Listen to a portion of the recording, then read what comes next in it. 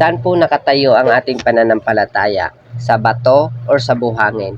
Yan po ang pag-aaralan po natin sa Matthew 24 hanggang 27. Tara, pakinggan po natin ang kanyang salita. Kaya ang sinumang nakikinig at sumusunod sa aking mga sinasabi ay katulad ng isang matalinong lalaki na nagtayo ng kanyang bahay sa pundasyong bato. Nang umulan ng malakas at bumaha, at humampas ang malakas na hangin sa bahay, hindi ito nagiba dahil nakatayo ito sa matibay na pundasyon. Ngunit ang sinumang nakikinig sa aking mga salita, pero hindi naman ito sinusunod, ay parang taong hangal na nagtayo ng kanyang bahay sa buhangin.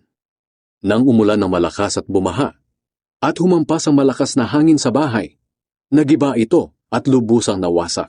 Ayon dito, sinasabi sa atin ng Panginoong Hesus, ang mga taong sumusunod sa salita niya, mahahalin tulad sa taong matalino na maganda ang pundasyon na kanyang itinayo. Dahil dumating man ang pagsubok, trahedya, problema, hindi siya natibag dahil tama ang kanyang pundasyon. Ngunit ang mga taong hindi nagtitiwala sa kanyang salita, mahahalin tulad sa taong hangal na nagtayo ng kanyang bahay sa buhangin. Nung dumating ang problema, napahamak siya. Nung dumating yung pagsubok, nagsumuko siya dahil ang pananampalataya niya ay mali at hindi tama yung pagkakakilala niya sa Panginoong Hesus.